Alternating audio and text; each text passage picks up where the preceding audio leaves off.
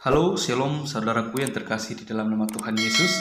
Selamat berjumpa kembali di channel Jalan yang Lurus. Saya selalu berdoa dan berharap kita semua tetap dalam keadaan baik, dalam keadaan sehat, dan pastinya tetap di dalam perlindungan Tuhan.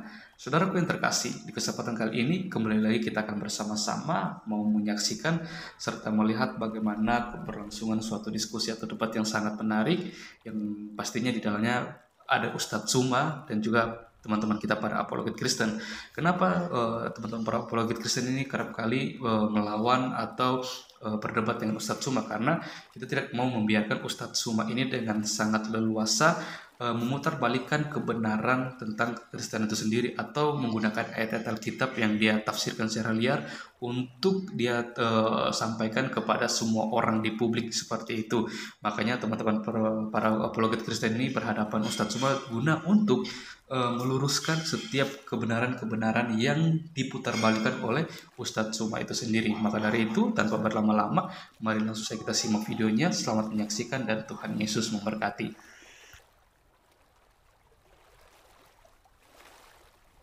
Bang Juma mau share screen? Ya. Nanti. Ya. Enggak.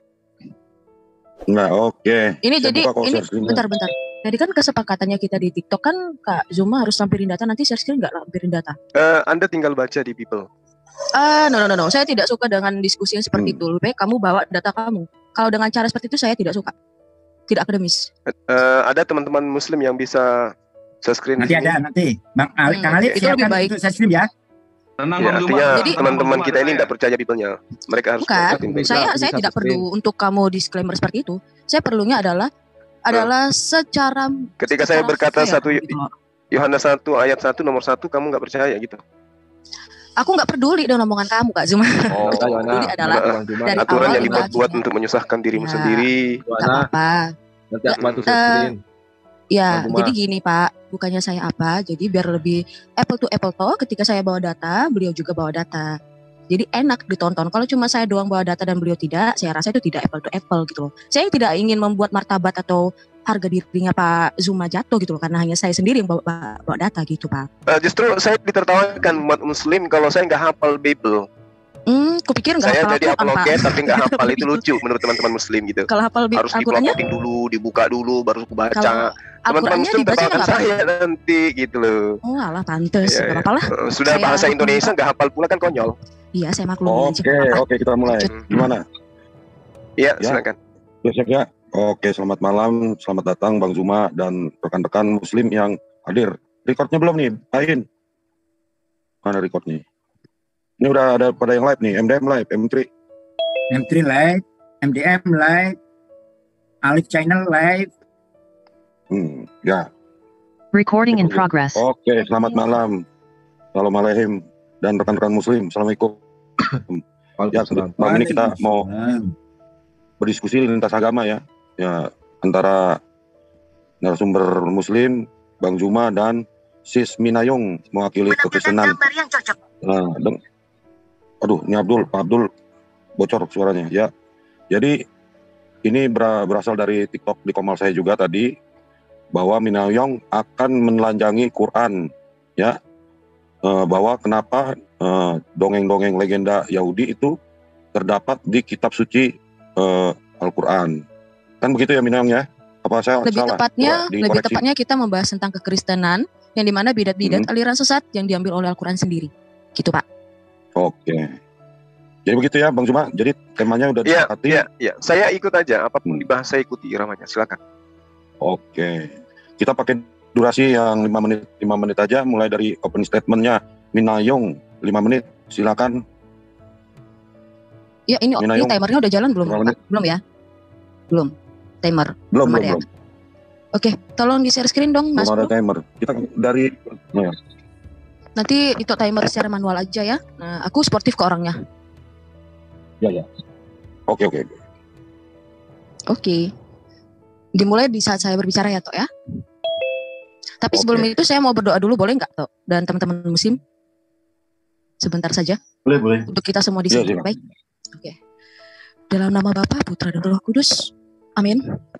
Allah yang Maha Rahim, Allah pada malam hari ini, kami hadir semua di sini ingin membahas mengenai Engkau melalui ajaran-ajaran dan hikmat-hikmat yang pernah Engkau berikan pada kami. Allah yang Maha Rahim, limpahkanlah Roh Kudus-Mu terhadap kami, terhadap saya terutama dan terhadap Kak Zuma, agar apa yang kami sampaikan sesuai dengan kemauan-Mu, sesuai dengan kehendak-Mu Tuhan. Dan seperti Engkau yang telah memberikan Roh Kudus-Mu kepada para pendahulu kami, nabi-nabi kami seperti Nabi Musa dan yang lainnya, dan di perjanjian baru seperti para rasul dan para murid dalam menulis mengenai Engkau yang maha mulia, mengenai Engkau yang maha misterius bagi manusia yang tidak bisa ditembus oleh akal manusia. Kami percaya Tuhan, berkat-Mu kepada kami mengalir pada malam hari ini, agar kami dapat mampu menyenangkan hati-Mu. Kami doakan ini, kami serahkan semuanya ke dalam tangan pengasihan-Mu, kami deraskan permohonan ini kepada Putra-Mu Yesus Kristus Tuhan dan Juru Selamat kami, yang bersatu dengan Engkau dalam persatuan Roh Kudus, kini dan sepanjang segala abad. Kemuliaan kepada Bapa dan Putra dan Kudus, seperti pada permulaan sekarang, selalu dan sepanjang segala abad. Amin. Oke, teman-teman, saya mulai ya, waktu dimulai. Ajaran-ajaran sesat yang telah dikutuk oleh kekristenan, tetapi dikutip kembali oleh Al-Quran.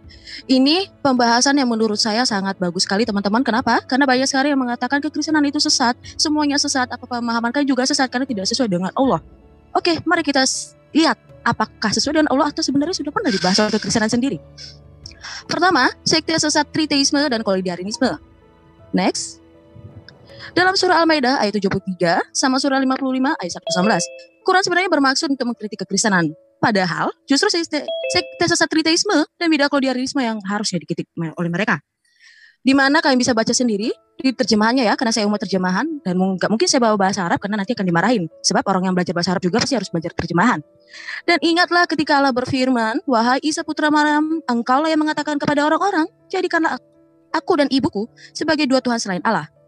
Menjawab, maha suci engkau, tidak patut bagiku mengatakan apa yang bukan hakku. Itu yang dikatakan. Lalu, apakah ini sesuai dengan kekristenan? Jelas, kritik ini salah alamat dan minus nilai sejarah ya. Karena kita tidak pernah menuhankan Maria. Nah, apa sih koloidarianisme? Koloidarianisme ini merupakan ajaran yang berkeyakinan bahwa Tritunggal sendiri terdiri atas Allah Bapa, Allah Putra, Sang Putra, serta Maria, dan bahwa Sang Putra hasil perkawinan Allah Bapa dan Maria. Jelas banget kan teman-teman? Teman-teman muslim pasti tahu. Komentar ini bagaimana? Ini sering kalian lontarkan bukan? Sayangnya ajaran ini ditolak kekristenan, itu ditulis oleh Bapak Gereja kita, Epifanius, dalam risalahnya di Panarion 79 ayat 1-4. Sekarang tubuh Bunda Maria memang adalah suci, tetapi itu bukanlah Allah ya teman-teman ya. Jadi Bunda Maria bukanlah Allah. Next. Oke. Blunder sekali kalau mengatakan Quran itu benar gitu. Karena mengutip ajaran sesat Kristen, lalu menganggap itu adalah ajaran Kristen. No, sama sekali teman-teman. Karena itu adalah pemahaman yang bukan dari kekristenan sendiri dan bukan diajarkan oleh Kristus, yang dilanjutkan oleh para rasul, dari para rasul kemudian oleh bapak-bapak gereja ya, murid-murid mereka. Oke, next ya. Next, selanjutnya sekte sesat Sabellianisme. Dalam surah Al-Maidah ayat 17-18, Quran bermaksud mengkritik kekristenan kembali, tapi justru sekte sesat Sabellianisme lah yang dikritik. Teman-teman bisa baca sendiri di dalam Quran kalian sendiri ya. Tidak mungkin saya mengajarkannya karena saya bukan pengajar bahasa Arab. Untuk for your information, Sabellian itu merupakan ajaran sesat dengan keyakinan bahwa Sang Bapa, Putra, dan Roh Kudus adalah 3 karakterisasi dari satu Allah, alih-alih 3 pribadi yang berlainan dalam suatu keilahian. Ini jelas sekali, kalian tahu pasti, ini opini siapa teman-teman? Ya pasti dari iman kalian sendiri ya. Ya kan teman-teman muslim? Next. Ya, seperti perulangan yang sangat blunder. Quran mengutip ajaran sesat Kristen, lalu menganggap itu adalah ajaran Kristen. Wow. Kenapa ya Quran mengambil semua yang telah menjadi sampah, yang telah dikutuk oleh gereja? Kita tidak tahu, nanti kita akan serahkan pada pemilik kitabnya ya. Logika sederhana, sebuah klaim teologi yang minus history itu sama dengan fiksi. Oke, next. Ajaran sesat Serintus, adopsianisme, dan nestorianisme. Dalam surah Maryam 88-93, Quran bermaksud mengkritik kekristenan kembali, tetapi justru salah. Ajaran sesat Serintus, adopsianisme, nestorianisme yang harusnya dikritik. Teman-teman bisa buka sendiri ya kitab kalian. Next. Ya, adopsianisme itu adalah ajaran sesat yang keyakinan bahwa Yesus terlahir sebagai manusia biasa, teman-teman. Kalau bukan lagi, siapa yang memiliki iman seperti itu? Ini kalau saya bawa semuanya sangat banyak, teman-teman. Lalu, yang adopsianisme dan bawahnya, Pak. Nah, ya. Next. Arianisme, ada beragam bentuk penyangkalan terhadap keilahian Yesus, tetapi semuanya mengajarkan bahwa Yesus adalah makhluk ciptaan Bapa. Siapa lagi kalau bukan kalian sendiri yang beropini demikian, bukan? Bahkan itu kalian imani. Dan filantropis merupakan keyakinan bahwa Yesus manusia belaka. Tidak baik Allah Oke, itu menjadi waktu ilah habis. atau Tuhan. Oke, terima kasih. Waktu habis, sis. Ya, silakan bro, sampai 20, 25, 21, 25, silakan. Sebelum Silakan, Bang Kaisar, apa nggak bisa ditampilkan ini ya, timernya ya? Oke. Biasanya kan kita Oh, ini debat betul. itu timernya nampak gitu, Bang. Iya. Tolip, lu aja resen bro, tolong bro. Tolip, Yang toilet, timer. timer, resen. Monitor gak nih? Tolip. Ya doa aja dulu, tengah. tadi kita udah doa. Ya, berdoa aja dulu bro, sebelum sambil nunggu. Bang Alif ada timer Bang Alif. Gak bisa buka kamera nih. Ya, Pamer bikin doa. Tadi kan Kristen bikin doa. Ustadz Talib Iya, bikin doa lah. Biar Iya, Islam, iya. biar imbang. dikasih co-host. Kang Toilet dikasih co-host. Ustadz Talib, silakan atau Itu sudah. Gema. Ya. Mana? Kang Toilet. Oh iya. Si Tolib. Gak bisa buka kamera nih. Nggak bisa buka kamera.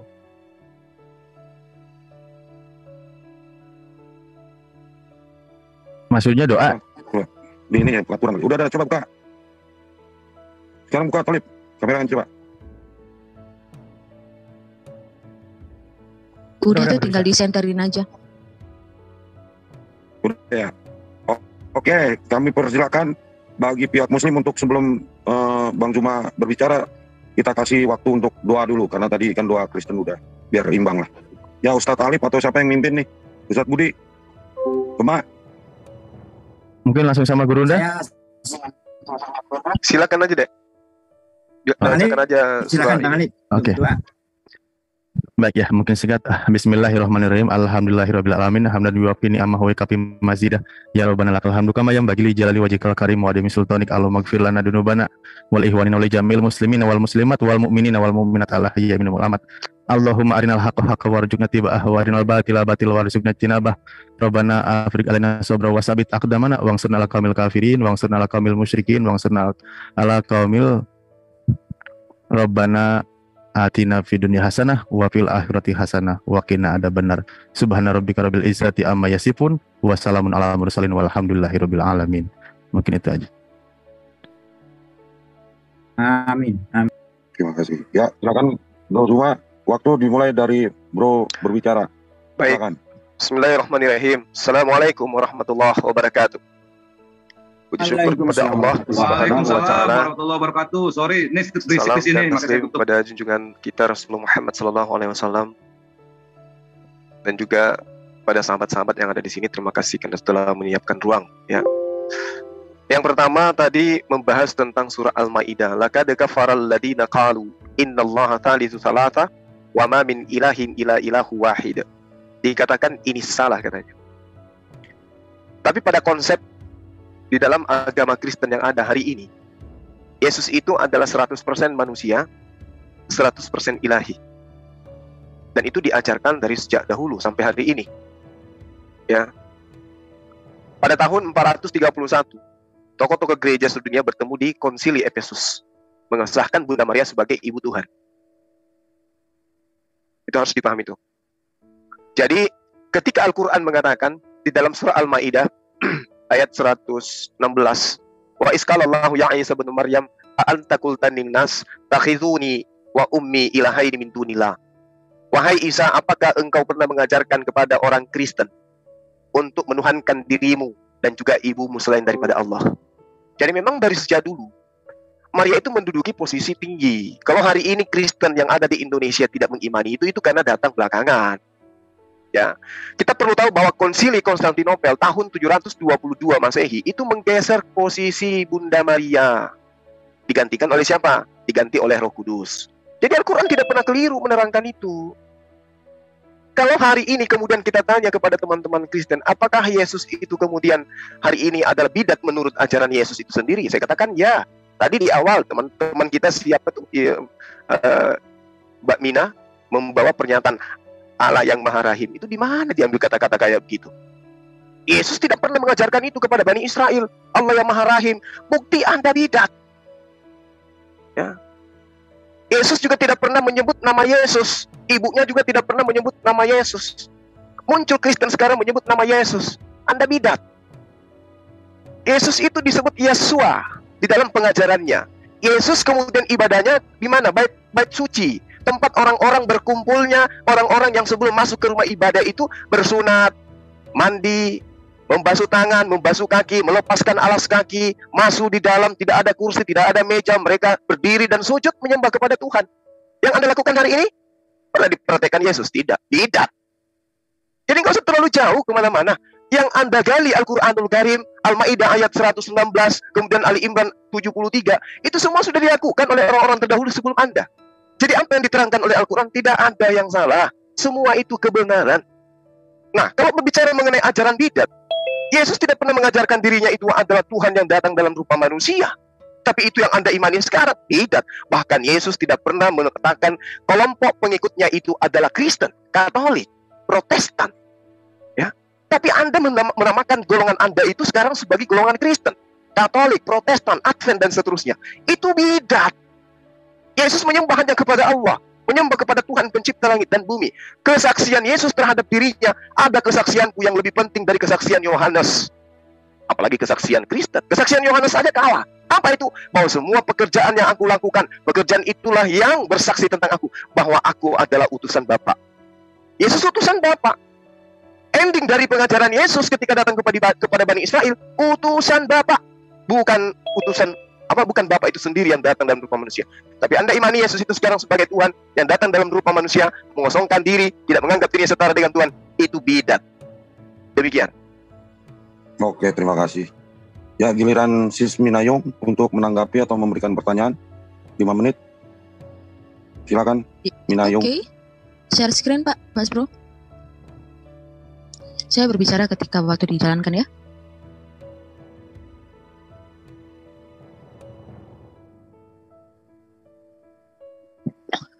Oke, kita kembali lagi di slide yang pertama ya teman-teman. Sepertinya Pak Zuma ini tidak menyimak dari awal ya, bahwa ajaran itu sebenarnya bukan diajarkan oleh Yesus sendiri, pemahaman-pemahaman sesat-sesat seperti itu. Makanya kenapa dikutuk oleh kekristenan sendiri, oleh para murid-murid Rasul, yang pasti jelas, mungkin Muslim juga mengenal yang namanya mata rantai, ya kan? Tidak mungkin mereka tidak mengenal mata rantai, tetapi kekristenan lebih dulu mengenal mata rantai. Yakni di mana Yesus sendiri mengajarkan, kemudian diteruskan oleh para Rasul, kemudian diteruskan oleh murid-murid para Rasul, dan berlangsung sampai sekarang. Lalu buat apa sih pemahaman-pemahaman itu disesatkan atau dikutuk oleh kekristenan, Mina? Tentu karena tidak sesuai dengan ajarannya. Itu adalah logik yang sangat simpel sekali ya Pak Zuma. Ayo next dulu Pak Mas Bro, untuk di depan kita bahas tadi yang dia udah sempat singgung lagi dan saya harus singgung lagi ya, ternyata saya menjelaskan kembali. Ya pertama lagi Pak, pertama. Yang slide pertama. Ya slide pertama. Sekte-sekte yang Anda sebutkan tadi, yang kamu jelaskan, wah ternyata di dalam Al-Quran itu tidak pernah ada kesalahan, karena itu Al-Quran yang telah mengatakan. Tetapi ternyata teman-teman, untuk kalian tahu bahwa sekte itu atau ajaran-ajaran itu telah dikutuk oleh gereja, tahu arti dikutuk? Berarti itu sesuatu yang tidak layak, yang tidak bisa dimaafkan. Dengan kata-kata kotornya, kosarnya itu adalah sampah. Ya, kita lihat next, Triteisme yang menyatakan bahwa Allah itu adalah 3. Kemudian Koliniarisme, next Pak, Koliniarisme yang menyatakan bahwa Bunda Maria itu adalah Allah. Yang seperti kamu bilang tadi, saya menyembah atau menuhankan Maria dan segala macam yang ada yang kalian tuduhkan pada kita itu sudah lebih dulu kita kutuk Pak. Next lagi. Ya, yang dikatakan Bunda Allah itu bukan berarti dia adalah Allah, melainkan adalah perantara yang menyatakan bahwa firman dinyatakan melalui Bunda Maria, melalui apa? Inkarnasi yang harus lahir dari manusia. Nah, kemudian sekte-sekte ini berkembang dari orang-orang yang bisa dikatakan bukan orang Yahudi, non-Yahudi sendiri, dan bahkan Arab. Ini berkembang di daerah Jazirah Arab. Teman-teman tahu? Di daerah Jazirah Arab, kekristenan Gnostik Arab itu tidak mengenal bahwa kitab suci itu merupakan kitab suci, merupakan hanya kitab biasa, yang mungkin kalian juga tidak akan terima bahwa kitab suci dikatakan hanya kitab biasa.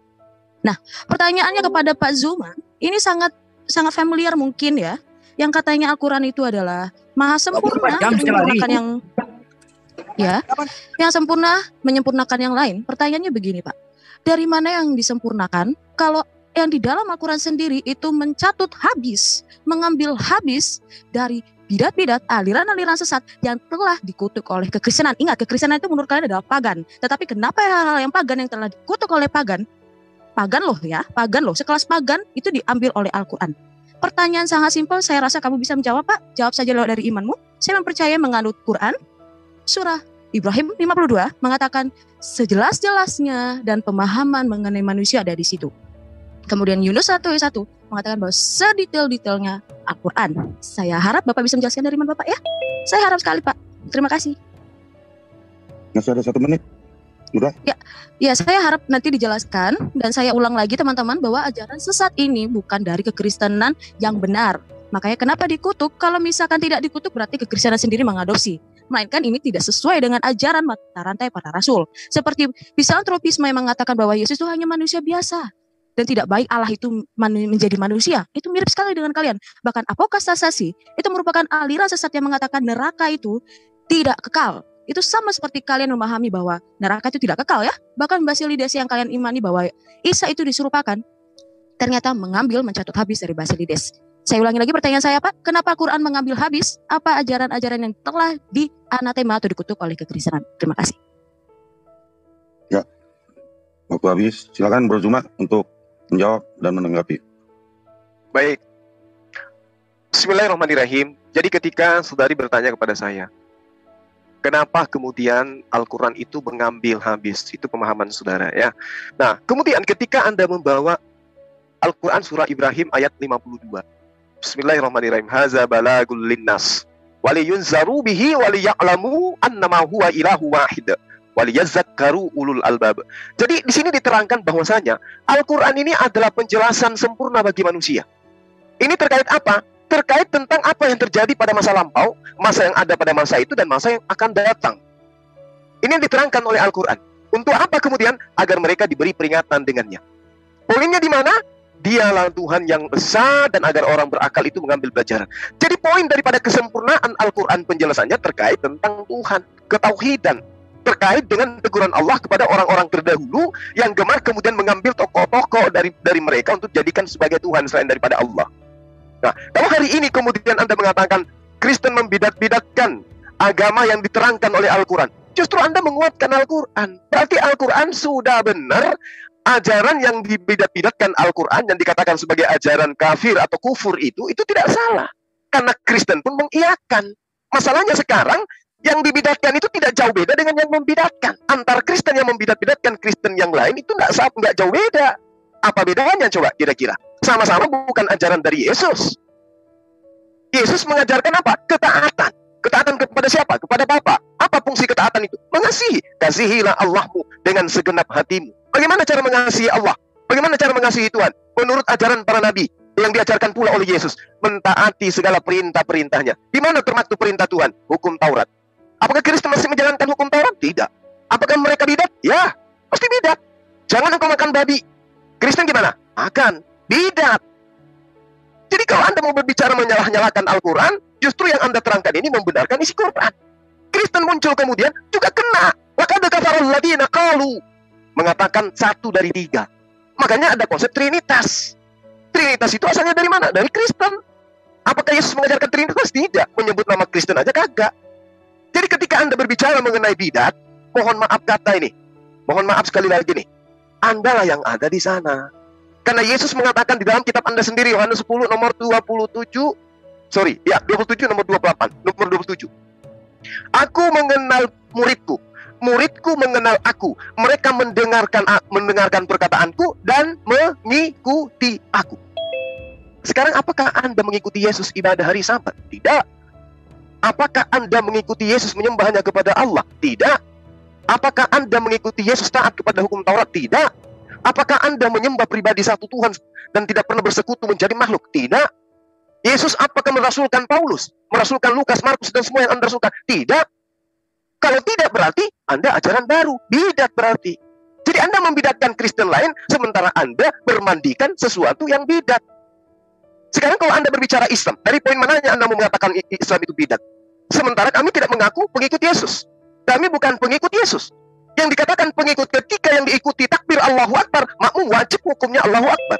Ketika Yesus mengatakan, Shema Israel Adonai Eloheinu Adonai Ahad, Tuhan hidup kekal itu, mereka mengenal engkau satu-satunya Tuhan yang benar dan mengenal aku sebagai utusan. Ketika Yesus mengatakan, aku utusan, pengikutnya wajib hukumnya, gak boleh menambahi, gak boleh mengurangi. Kapan mengurangi dan menambahi, maka dia jatuh kepada posisi bidat. Bidat tempatnya di neraka.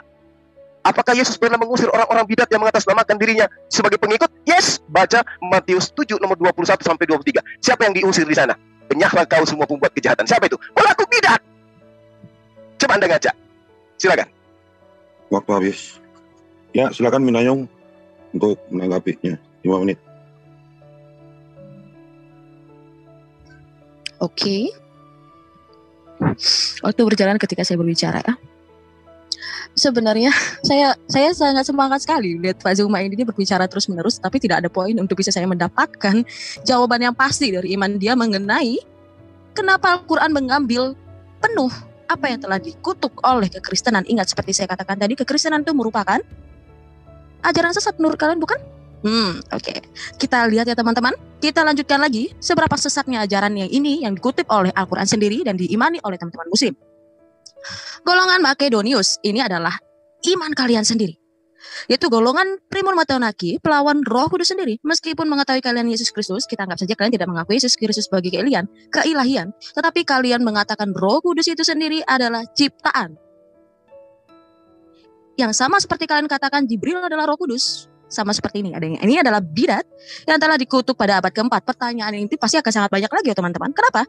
Lebih dulu pengetahuan iman sesat ini ketimbang Al-Quran datang dan pemahaman iman kalian datang. Hal yang sangat mengejutkan bukan?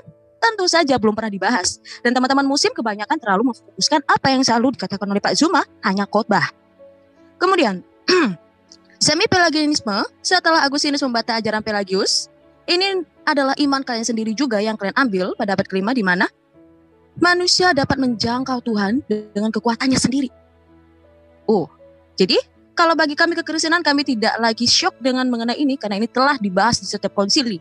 Pemahaman-pemahaman ini berakar pada di luar dari gereja sendiri, di luar dari para murid, di luar dari keapostolikan atau para rasul. Dan seperti kamu bilang tadi, saya sudah menjelaskan dari awal pada saat opening statement bahwa kami mengenal sanad. Kalian juga pasti tahu sanad, mata rantai, ya kan? Nah, kalau saya kulik-kulik lagi teman-teman, ini menjadi pukulan telak kepada Pak Zuma. Di mana dia di dalam Islam sendiri tidak mengenal mata rantai yang begitu dekat. Karena tahun dari mata rantainya sendiri sangat jauh. Berkisar ratusan tahun. Bahkan hadisnya aja baru dilakukan itu sudah ribuan sebelum Al-Quran. Nah, itu bisa menjadi pertanyaan buat kalian sendiri ya. Next. Seperti yang saya sudah bilang katakan tadi, filantropisme yang menyatakan manusia, Yesus itu hanya manusia biasa dan tidak memiliki keilahian. Lalu ini yang paling urgensi juga, apokastasi itu pada tahun 553 telah dibidatkan atau telah dianatema oleh gereja, dikutuk ya oleh kekristenan sendiri. Pertanyaan yang sama Pak Zuma, saya belum bisa dapat intinya dari kamu jawab. Kenapa Al-Quran mengambil ajaran-ajaran sesat? Saya pikir Allah adalah maha mengetahui ya. Seharusnya yang maha mengetahui itu pasti tahu, ini adalah ajaran yang telah dibidatkan atau yang telah dikutuk oleh kekristenan sendiri. Karena itu bukan berasal dari para rasul yang mengajarkan. Kamu cerdas mengatakan Yesus tidak pernah mengatakan hal seperti itu, betul. Yesus tidak pernah mengatakan bahwa neraka itu adalah tidak kekal. Yesus tidak pernah mengatakan bahwa apa? Roh Kudus itu diciptakan Pak Zuma. Itu adalah pemahaman pribadi dari orang-orang Arab. Seperti saya katakan tadi, pengulangan bahwa orang-orang Arab menyatakan, ya, orang-orang Arab ya, Kristen Arab Gnostik menyatakan bahwa kitab suci itu bukanlah kitab suci, hanya melainkan kitab biasa.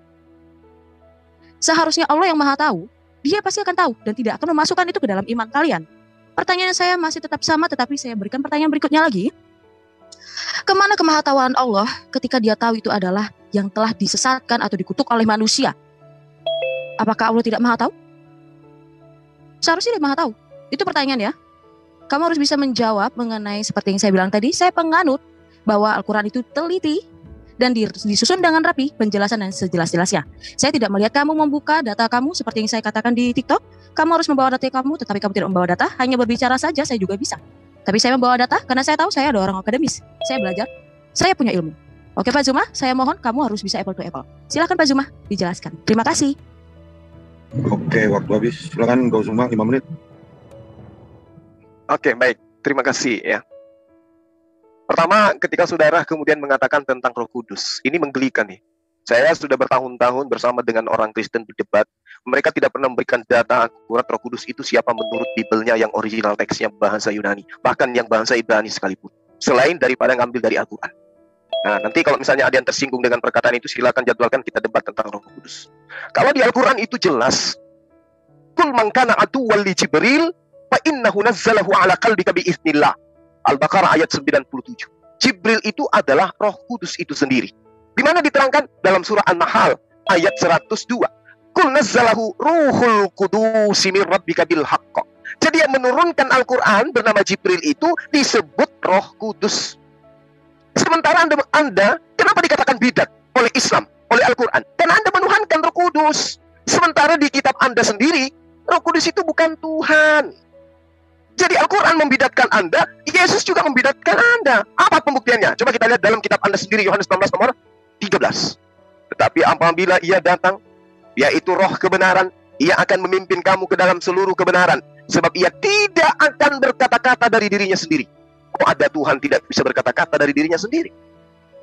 Ini sosok yang datang setelah Yesus itu Roh Kudus, Roh kebenaran yang tidak berkata-kata dari dirinya sendiri. Sementara Tuhan yang benar, baca Mazmur 33 nomor 9. Ketika dia mau seenak dewe, ngomong aja, jadi AA, jadi BB. Itu yang dikatakan Tuhan. Loh, ini tidak berkata-kata dari dirinya sendiri, dianggap Tuhan. Berarti siapa yang bidat? Anda menuhankan sosok yang tidak bisa berkata-kata dari dirinya sendiri. Bidat. Lalu kemudian, di dalam kitab saudara, terkait dengan Al-Quranul Karim, jelas sekali dikatakan, di dalam surah Asy-Syura ayat 52. Wa kadzalika auhayna ilaika ruhan min amrina. Demikianlah kami wahyukan kepadamu roh dengan perintah kami. Ini perintah. Apa tujuannya Roh Kudus itu datang kepada Rasulullah? Wa innaka latahdi ila siratim mustaqim. Untuk menjelaskan pembimbingan terhadap seluruh manusia kepada jalan yang lurus. Itu tujuan Roh Kudus datang. Makanya umat Islam itu dipenuhi oleh Roh Kudus. Kenapa? Karena umat Islam hidupnya mengikuti apa yang ada di dalam kitab suci Al-Quranul Karim. Karena Al-Quranul Karim itu adalah perintah yang didatangkan oleh Roh Kudus yang tidak berkata-kata dari dirinya sendiri. Anda boleh baca di dalam Yesaya 42 nomor 1. Lihat itu hambaku yang kupegang, orang pilihanku, yang kepadanya aku berkenan. Aku telah menaruh rohku ke atasnya, supaya ia menyatakan hukum kepada bangsa-bangsa. Dijawab oleh Al-Quran, wa kadzalika auhayna ilaika ruhan min amrina. Jadi rohku ada di atasnya. Itulah Roh Kudus yang kemudian datang kepada Rasulullah untuk kemudian mengajarkan Rasulullah membimbing seluruh umat manusia.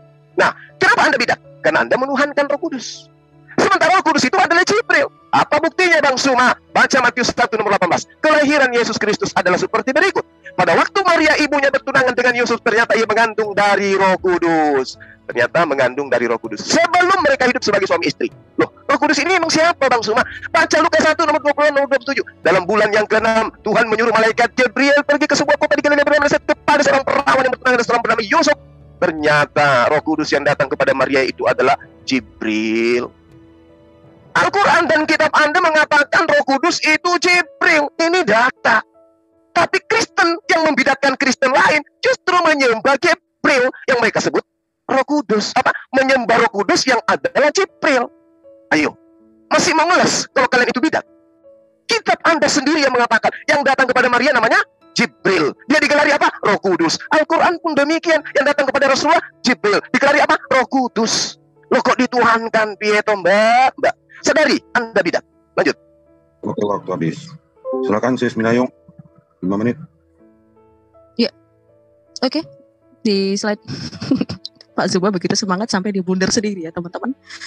Saya tuh sangat apresiasi dengan cara narasinya Pak Zuma. Dia mengkait-kaitkan sesuatu yang tidak pernah diajarkan oleh kekristenan dari mula-mula sampai sekarang. Bahkan tidak pernah diajarkan oleh gereja. Bahkan kalau kalian mendengar di khotbah-khotbah pendeta, misa-misa, bahkan kalau kalian melihat dari dokumen-dokumen ASI gereja utama, secara primer di Vatikan.va tidak pernah dikatakan Jibril adalah Roh Kudus. Alright? Oke, kita lihat bahwa di Makedonius ini, Roh Kudus merupakan ciptaan. Menurut Makedonius sama seperti kalian mengatakan ada adalah ciptaan, melainkan berbeda dengan kita kekristenan mengimani apa yang dikatakan oleh Yesus sendiri. Yang dimana itu diterangkan oleh muridnya ketika dijelaskan oleh Rasul Paulus, oleh Rasul Paulus pada suratnya di Efesus 4 ayat 30. Dan janganlah kamu mendukakan Roh Kudus Allah yang telah memeteraikan kamu menjelang hari penyelamatan. Bukan hanya itu saja teman-teman, apa yang dikatakan oleh Yesus sendiri, janganlah kamu mendukakan Roh Kudus. Tetapi anak manusia bisa dikatakan, tetapi Roh Kudus tidak bisa dihujat, teman-teman. Roh Kudus itu sangat kudus sekali. Seperti juga dikatakan di Kisah Para Rasul 5 ayat 3-4, di mana dikatakan ini percakapan antara Petrus dengan seorang pembeli tanah ya, penjual tanah. Apa katanya di ayat terakhir, di ayat 4? Engkau bukan mendustai manusia tetapi mendustai Allah, karena Roh Kudus itu adalah Allah. Jelas pasti. Jadi Roh Kudus itu bukanlah ciptaan, Pak Zuma. Kalaupun kamu mengimani itu adalah ciptaan, berarti saya pertanyakan, kenapa kamu mengimani ajaran sesat yang telah dikutuk oleh kekristenan sendiri di tahun 552, Pak Zuma? Itu dibawakan oleh siapa? Bisa tahu sendiri ya, orang Arab lagi. Yang dimana Uskup Konstantinopel yang telah menganatemanya. Jadi pertanyaan balik lagi sama kamu Pak Zuma, kamu mengimani kenapa harus dari aliran sesat yang telah dikutuk oleh kekristenan sendiri? Saya pikir Allah yang Maha Tahu, Dia pasti akan memberikan sesuatu yang baru dan bukan yang sudah dibahas oleh manusia sejak sebelumnya, Pak Zuma. Ini boleh harus segelintir loh Pak Zuma, belum semua saya buka. Dan paling jelas seperti saya katakan tadi, bahwa ajaran sesat itu adalah sampah. Kenapa kalian mengambil sampah yang telah dibuang oleh kekristenan sendiri? Kalian bisa mencari sendiri ya. Jangan banyak banget ngomong Pak Zuma, saya dari tadi melihat kamu tidak pernah membawa data. Teman-teman kamu juga sangat pintar sekali. Saya bawa PowerPoint ini biar saya ada data, biar kalian baca, kalian googling teman-teman. Golongan Makedonius, golongan Pelagianisme, kalian googling sendiri, banyak kok bertebaran. Di Vatikan.va, New Advent dari Encyclopedia Katolik, dan juga dari kekristenan sendiri. Nah, pertanyaan lanjutannya, next, Mas Bro. Halo Mas Bro, next. Ya, yang selanjutnya adalah apostatasi, yang dimana kalian menyatakan bahwa neraka itu tidak kekal. Ini adalah pemahaman yang telah dianatema tahun 553. Lalu kenapa lagi nih teman-teman? Why harus dari ajaran sesat, aliran sesat? Ini pertanyaan yang sangat berulang-ulang kali saya lontarkan tetapi tidak bisa dijawab secara pasti dari Al-Quran. Dan bahkan dari Pak Zuma sendiri dia tidak bisa menjelaskan why harus dari ajaran sesat yang telah disesatkan oleh manusia. Ya menurut kalian ya, kekristenan itu adalah hanya manusia biasa yang mengeluarkan manusia ya, begitulah gosip-gosip kalian kan. Dan kenapa Allah yang Maha Tahu dia tidak bisa memberikan wahyu yang lain, yang baru, yang mungkin lebih benar dari itu? Itu pertanyaan yang belum dijawab dari tadi Pak, sampai saat ini. Dan saya mohon dengan sangat lagi, bahwa datanya Pak jangan hanya keluar-keluar saja, saya bisa kok. Itu ya. Nah, next lagi, logik jika ajaran sesat justru menjadi bagian iman muslim, lalu bagaimana keselamatan dalam iman Islam terjamin? Keselamatan tidak terjamin sepertinya Pak ya. Coba kamu jawab, bagaimana bisa terjamin keselamatan jika iman kalian ternyata diadopsi atau mengadopsi, bahkan mengambil seluruhnya dari aliran sesat yang telah dikutuk oleh kekristenan sudah sejak lama berabad-abad, yang kalian baru hanya datang di abad ke-6. Begitu ya Pak? Jangan lupa, 2 pertanyaan saya sebelumnya belum terjawab sampai sekarang, dan ini pertanyaan berikutnya lagi. Oke, sekian dan terima kasih. Oke, waktu habis.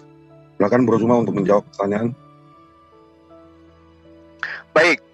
Jadi ketika Anda menuduh neraka itu tidak kekal, Anda salah. Neraka itu kekal.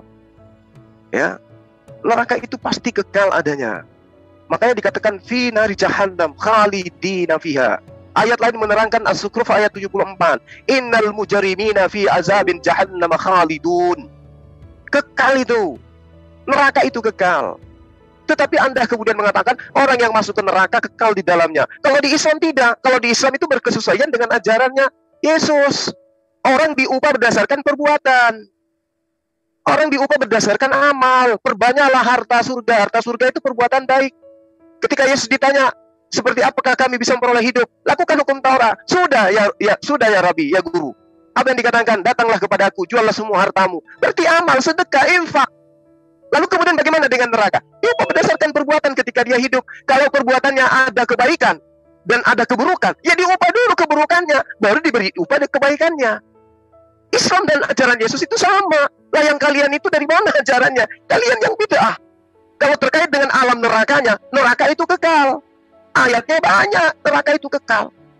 Yang mana yang kekal itu? Orang-orang kafir yang kekal di dalamnya. Orang-orang yang tidak menyembah Tuhannya Yesus yang kekal di neraka itu. Lalu kemudian saudara mengatakan tentang Roh Kudus. Roh Kudus Anda katakan tidak diterangkan di dalam gereja. Emang, tapi di kitab Law diterangkan. bahwa Roh Kudus itu adalah Jibril. Yang datang kepada Maria siapa? Apakah 2 oknum atau 1 oknum? 1 oknum. Siapa yang datang kepada Maria? Gabriel. Siapa gelarnya? Roh Kudus. Tidak ada 2 oknum antara Jibril dan Roh Kudus. Anda salah persepsi tentang Roh Kudus yang datang setelah Yesus terangkat. Roh Kudus yang datang setelah Yesus itu adalah makhluk yang tidak berkata-kata dari dirinya sendiri. Tidak mungkin Tuhan. Kalau Tuhan itu, Mbak, baca di Yesaya 55 nomor 11. Baca di Mazmur 33 nomor 9. Tuhan itu malah berkehendak. Sementara yang datang kepada manusia setelah Yesus terangkat, yang Roh Kudus itu tidak berkata-kata dari dirinya sendiri. Berarti dari oknum lain. Masa dituhankan oknum yang masih menerima firman dari oknum lain? Itu bid'ah namanya. Yang datang Roh Kudus itu adalah utusan. Makanya Yesus mengatakan, aku akan minta kepada Bapa. Di mana diterangkan Yesus itu? Dia minta kepada Bapa. Di kitab Anda sendiri. Yohanes 14 nomor 16. Yesus minta kepada Bapa agar Bapa memberikan kepada manusia penolong lain. Masa iya Yesus minta Tuhan untuk mengirim Tuhan? Logikanya di mana? Sementara Yesus mengatakan, hidup kekal itu adalah mereka mengenal Engkau satu-satunya. Mbak, kalau satu-satunya berarti cuma 1. Jangan ditambah-tambahin. Kalau kamu tambahin, berarti kamu bidat. Jangan cuma membidat-bidatkan Kristen yang lain, sementara Anda sendiri berlumurkan ajaran bidat.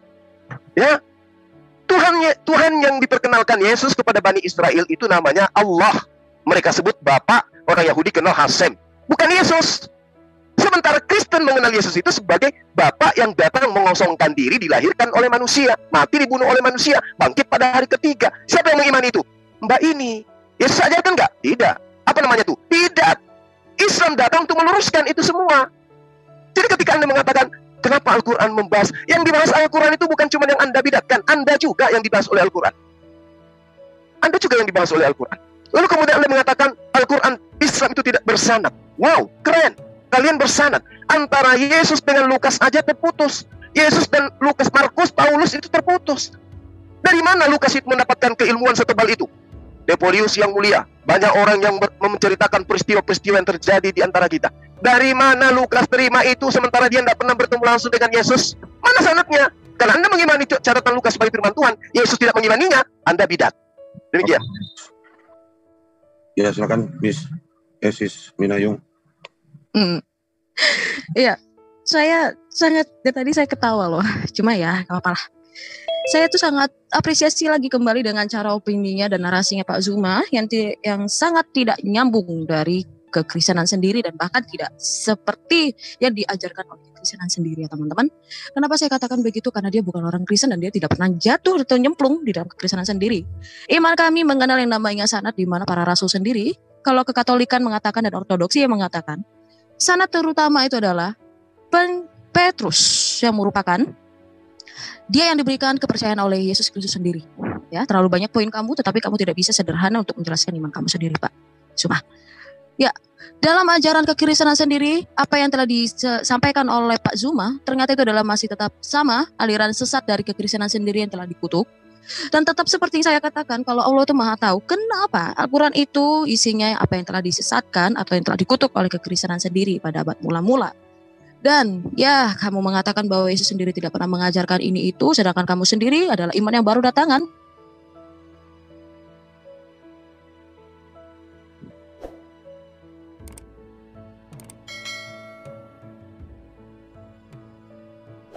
Mic-nya termute, Minayung.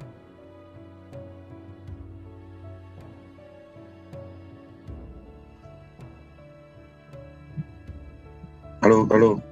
Kolip, waktunya dimatikan dulu. Minayung. Ya. Termute tadi, suaranya nggak keluar. Oh, siapa yang silakan lanjut. Oh, oke. Ada. Oke. Sampai mana tadi, Ito?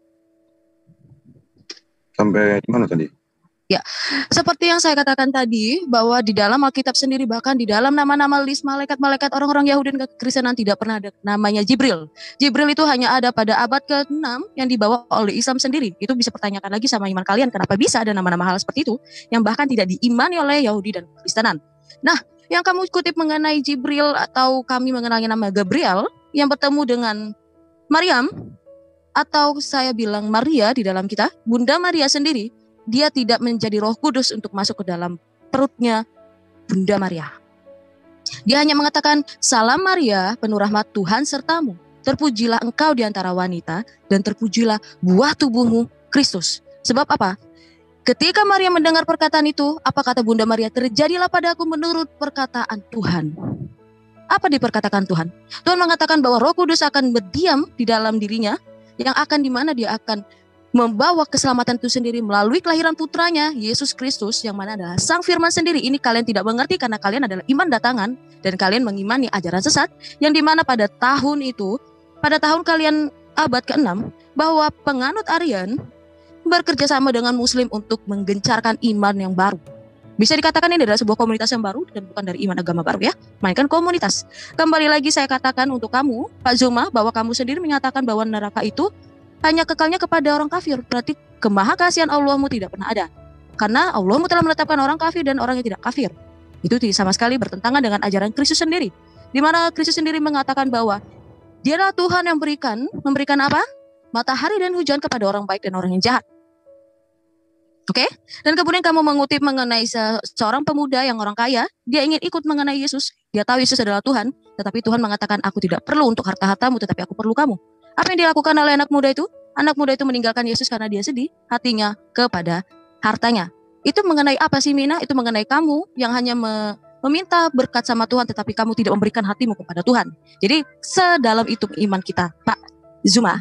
Beda dengan iman kamu yang mengambil.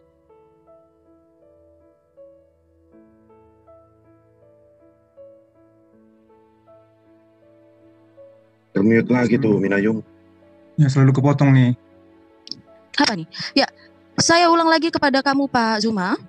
Kenapa Al-Quran harus mengambil dari semua ajaran sesat yang telah dikutuk oleh kekristenan sendiri, kalau Allah adalah Maha Tahu? Tolong dijawab dengan sangat detail. Saya tidak mungkin harus berulang-ulang kali untuk mengulangnya, Pak. Dan kemudian kalau misalkan itu adalah aliran sesat semua yang ada di Al-Quran, apakah terjamin keselamatan di Islam? Terima kasih. Oke. Baik. Terima kasih. Ya, silakan. Jadi Anda membahas tentang ajaran sesat. Al-Quran itu tidak pernah memilah-milah. Al-Quran itu secara menyeluruh menceritakan tentang kalian. Ya, saudari aja yang kemudian memilah-milah, dari jam 8 kita, jam 3 sore kita janjian mundur ke jam 10 malam karena Anda ingin memilah-milah bikin PowerPoint kayak begitu. Al-Quran itu tidak. Al-Quran itu menyeluruh. Siapapun yang menuhankan manusia Yesus, kafir dia. Siapapun itu. Siapapun yang menyekutukan Tuhannya Yesus, kafir dia kedudukannya. Lalu Anda mengatakan tidak adil, tidak maha kasih. Anda salah. Kitab Anda, nabi-nabi yang ada di kitab Anda, suruhannya hanya kepada Bani Israel. Yesus mengatakan, "Aku hanya diutus kepada domba-domba yang hilang dari Bani Israel."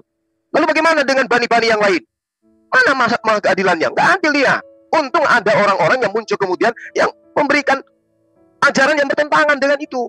Pergilah ke seluruh dunia, padahal Yesus yang mengatakan hanya Bani Israel. Gitu loh. Sehingga Al-Quran mengatakan, "Wa qulil haqqu mir rabbikum faman syaa'a falyu'min wa man syaa'a falyakfur." Ini untuk semua manusia. Katakan kepada seluruh umat manusia, wahai Muhammad, kebenaran itu sudah datang dari Tuhanmu. Barang siapa yang menghendaki beriman, silakan. Tafadhal, please. Yang mau beriman, silakan beriman. Barang siapa yang mau kafir, silakan kafir. Sesungguhnya kami telah menyediakan neraka bagi orang-orang yang zalim. Siapa yang zalim itu? Sudah tahu Yesus itu manusia, masih dituhankan. Itu orang zalim. Orang zalim itu kayak gitu. Sudah tahu kitabnya tidak ada lagi original teksnya, masih juga diimani firman Tuhan. Sudah tahu penulisnya tidak pernah jumpa Yesus, masih juga diimani sebagai firman Tuhan. Zalim. Maka mereka neraka. Itu Al-Quran yang menerangkan. Lalu kemudian ketika Anda mengatakan dikit ajaran Anda itu bersanad dari Petrus. Wow, keren. Petrus itu mendapatkan mandat berdasarkan kitab Anda. Wahai Petrus, jangan engkau ke bangsa lain, apalagi ke bangsa orang Samaria, tapi datanglah kepada domba-domba yang hilang dari Bani Israel. Kalau ada Petrus lain yang mengajar kepada orang-orang yang berkolok, itu namanya Petrus bidat. Sementara kitab Anda di dalam Galatia 2 nomor 8, Paulus sendiri yang menegaskan Petrus murid Yesus yang Simon itu diutus hanya kepada orang-orang yang bersunat. Baca kitab Anda. Galatia 2 nomor 8. Catat, kasih tinta merah di bawahnya. Checklist supaya Anda paham di situ. Jadi kalau ada murid Yesus yang ke-12 ini keluar mengajar kepada Romawi, Yunani, Antioquia, saya katakan bidat. Karena muridnya, bahkan gurunya mengaku, aku berdoa bukan untuk dunia, aku berdoa hanya untuk Israel. Mana ada seruannya Yesus? Malah seluruh manusia. Mana? Baptis saya malam ini kalau ada seruannya Yesus itu. Nggak ada. Yang diseru hanya Bani Israel, Bani Israel. Kemudian muncul pengajar-pengajar yang dikatakan dalam 2 Petrus 2 bahwa akan ada muncul pengajar-pengajar palsu yang memasukkan ajaran-ajaran palsu, yang kemudian membantah semua ajaran Yesus. Tidak setitik pun dihilangkan dari hukum Taurat. Lebih mudah langit dan bumi lenyap dibandingkan setitik dari hukum Taurat. Begitu pengajar-pengajar ini muncul setelah Yesus terangkat, dirubah. Dengan matinya Yesus di atas tiang salib, dia membatalkan hukum Tuhan dan segala ketentuan yang ada di dalamnya. Dan Anda pengikutnya, Anda berkongkol dengan pelaku bidat. Yesus ketika datang, saudariku yang cantik, dia itu bukan ateis, juga bukan Kristen. Dia itu penyembah Tuhan. Berarti dia bertuhan, berarti dia hamba Tuhan. Kok sekarang dituhankan? Hah? Dia mengajak murid-muridnya, dia sering ke tempat yang sepi, berdiri berdoa semalam-malaman, dia menghambakan diri kepada Yang Maha Kuasa. Lantas kemudian Anda sekarang membidat-bidatkan orang. Itulah yang kena. Apa yang ada dalam kitab Anda, peribahasa yang ada dalam kitab Anda, kuman di seberang lautan, gajah keluar masuk dari ke mulut Anda nggak lihat. Inilah yang terjadi. Anda membidatkan. Al-Quran kenapa kau bidat-bidatkan? Bukan, Al-Quran tidak seperti itu. Al-Quran mengatakan laqad kafara alladziina qalu. Siapapun di luar Islam yang mengajarkan ada 3 pribadi Tuhan, dia bidat, tempatnya di neraka. Demikian. Habis. Ya silakan Minayung. Minayung. Ya, aku share screen ya, share screen sendiri biar lebih enak gitu ya. Nanti sebelum Mas Pur saya buat. Ini enggak ada presentasinya, cuma ngocong aja. Ya udah, sabar. Masa nggak percaya kepada kitab sendiri? Kan Pak, presentasimu mana kawan? Saya tidak sedang mengikuti. Makanya kau omong kosong. Oh, jadi Bible yang tadi saya bacakan itu omong kosong ya? Permisi Pak. Terima kasih Anda mengatakan kitab Anda omong kosong. Debatnya Bang Zuma dengan Kak Mina. Tolong jangan diganggu ya. Terima kasih. Ya. Salam. Baik Kristen ataupun Muslim, saya akan tegur. Terima kasih. Iya. Lanjut. Ya, kita mulai ya teman-teman ya. Kita mulai dulu, dia terlalu banyak banget bawa poin sampai sehingga dia lupa untuk menjawab iman dia sendiri. Saya maklumi karena dia hanya bisa menjelaskan iman orang lain. Walaupun itu hanya tidak sesuai dengan iman orang gitu ya. Iman sendiri dia tidak tahu. Oke, lanjut teman-teman ya. Seperti yang dia katakan bahwa Yesus datang kepada bangsa Israel, teman-teman. Kenapa? Ini mengingatkan kita kepada apa, teman-teman? Ya, Allah hanya memberitakan firman-Nya kepada Yakub, ketetapan-ketetapannya dan hukum-hukumnya kepada Israel. Ia tidak berbuat demikian kepada segala bangsa dan hukum-hukumnya tidak mereka kenal ya. Jadi Yesus itu harus datang kepada bangsa Israel. Kenapa teman-teman? Ya, karena Yesus adalah sang firman, di mana firman-Nya itu, ketetapan-ketetapannya itu ada di bangsa Israel.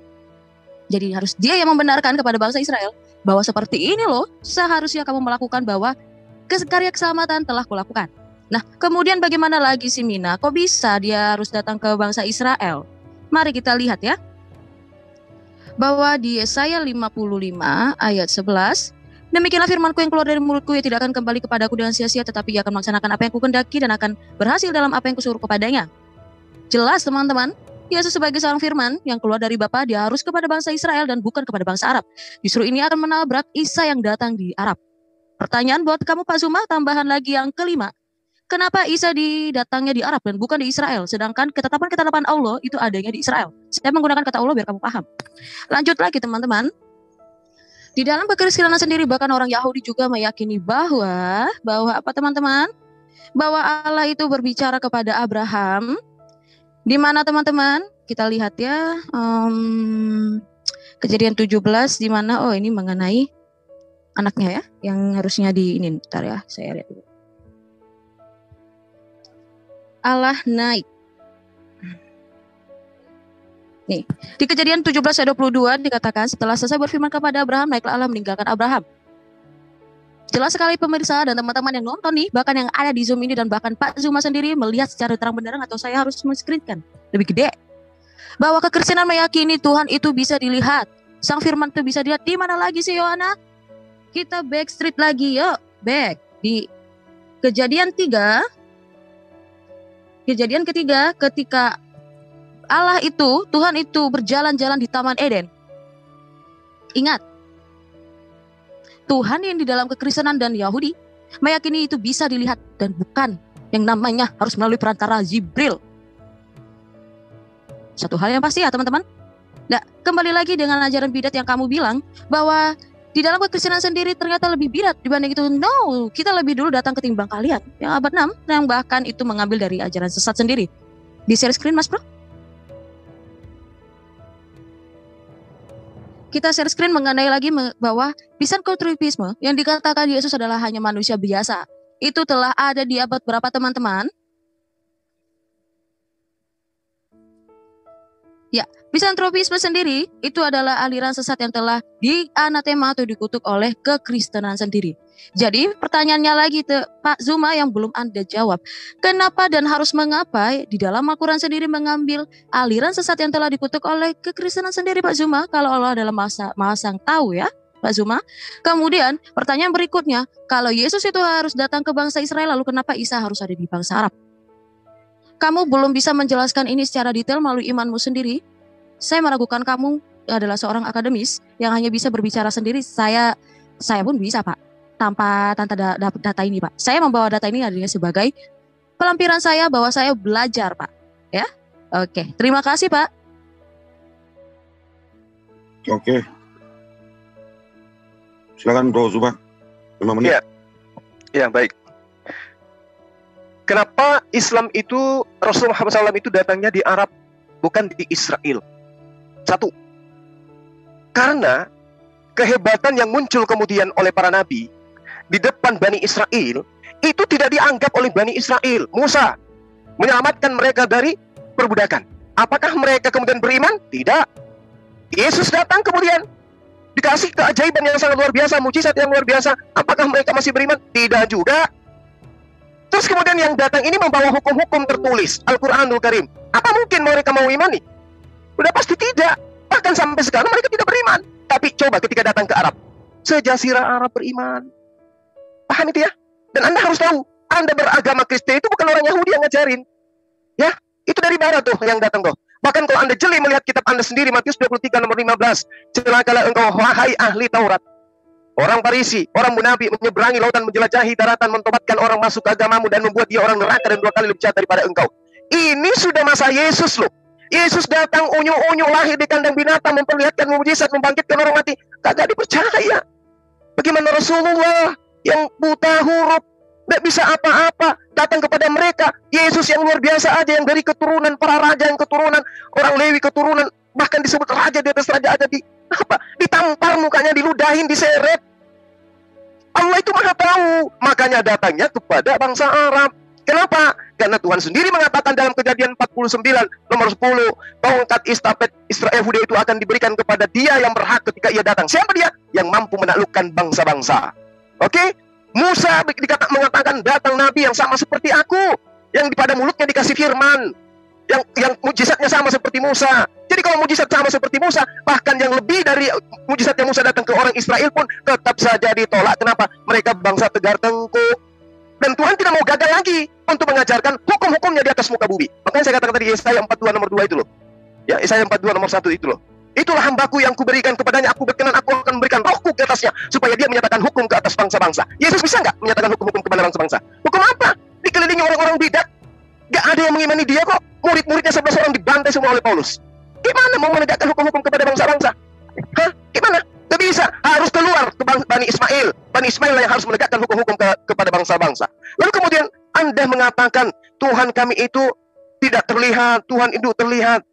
Anda ini bidat kali ya. Anda nggak malu pamer bidat gitu loh. Musa mengatakan tidak ada yang bisa melihat Tuhan bisa hidup. Apa masih kurang itu? Kitab terjemahan pun itu Anda nggak bisa baca. Lalu kalau Anda mau yang lebih mudah, yang Anda imani aja ya. 2 Korintus 4 nomor 18. Sedangkan yang tidak kelihatan itulah yang kekal. Sebab kami tidak memperhatikan yang kelihatan, melainkan yang tak kelihatan. Karena yang kelihatan adalah sementara, sedangkan yang tidak kelihatan itu adalah kekal. Baca tuh kitab. Jadi kalau Anda mengimani Tuhan itu kelihatan, ditampar, diseret, diludahin, itulah saya katakan Anda bidat, Anda gali kubur sendiri. Anda yang bidat. Yesus mengatakan, Bapa yang mengutus aku, kamu tidak pernah mendengarkan suaranya, wajahnya pun tidak bisa kau lihat. Kata siapa? Kata Yesus. Loh, Tuhanmu harus digendong, disusuin dan seterusnya. Ini ajaran dari mana? Jadi apa yang kamu jabarkan itu semua bertentangan dengan ajaran Yesus. Maka saya katakan yang bidat itu adalah Anda. Ya, bahasan kita ini adalah siapa yang bidat menurut Yesus. Anda tidak bisa menentukan Islam itu bidat. Mana coba? Di mana Yesus bisa mengatakan bahwa bidat itu Islam? Nggak ada. Dia katakan waspadalah kepada Bani Ismail, waspadalah kepada bangsa Arab. Nggak ada. Yang dikatakan waspadalah kepada ragi orang Parisi. Paulus orang Parisi. Waspadalah kepada serigala. Benyamin dibuatkan oleh Yakub, keturunannya menjadi serigala. Paulus ngaku dari Benyamin. Halo, penyesat itu berasal dari tengah-tengah kita. Yesus tidak pernah. Apa Rasulullah tidak pernah dari tengah mereka? Ayo, silakan Anda gali kubur Anda sendiri. Ya silakan Sis Minayung. Lagi-lagi nggak punya presentasi ini, gimana sih Juma? Anda kalau Anda percaya kitab Anda, nangis aja. Bukan, kalau dialog itu pakai presentasi lah. Gimana? Lah saya sudah presentasi tuh. Ini presentasi saya, Bung. Oke, teman-teman. Bukan PowerPoint saya ini. Kelihatannya Anda lebih percaya PowerPoint daripada Bible itu sendiri. Waduh, parah ini anak. Sudah saya mute yang tidak berkepentingan, silakan. Ya.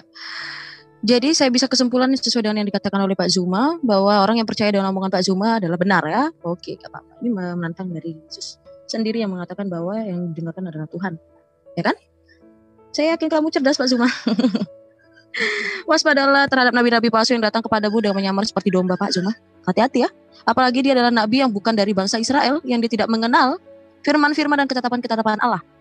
Hanya bangsa Israel yang tahu ketetapan-ketetapannya, maka justru saya mengikut pola kami mengatakan Yesus adalah nabi. Justru dia lebih benar, nabi yang penutup seharusnya. Why? Karena dia datang dari bangsa Israel, bukan dari bangsa Arab. Nah, kemudian Pak Zuma yang kamu katakan tadi tidak menjawab pertanyaan saya. Sungguh saya sangat dikatakan sangat-sangat sedih gitu loh Pak. Kamu hanya mengatakan apa yang bukan dari agama kami gitu loh. Maksudnya bukan dari keimanan kami. Justru itu hanya dari pemikiran kamu sendiri gitu loh Pak. Saya sangat miris itu. Oke. Kita kembali lagi teman-teman di pemahaman orang-orang Muslim ini, yang dimana kalau kita lihat secara historinya, penulis biografi yang paling awal itu dari Ibnu Hisham tahun 768, jauh banget dari tahun kelahiran Baginda ya. Kemudian dari Ibnu Hisham tahun 828, kemudian dari Ibnu Sa'ad 845, Tirmizi, Tabari, apalagi. Jadi kalau bisa dikatakan Al-Quran ini atau hadis pun yang ditulis oleh para sahabat ataupun yang penulis historiografinya Baginda, itu bisa diragukan. Saya hanya bawa ini hanya untuk sebagian aja ya. Pemukul telak aja untuk kalian yang mengatakan kekristenan itu adalah bidat, sedangkan kalian sendiri belum bisa menjelaskan iman kalian secara gamblang, bahwa secara historikal saja kalian susah untuk mengetahui secara sanad. Kemudian lanjut lagi ya.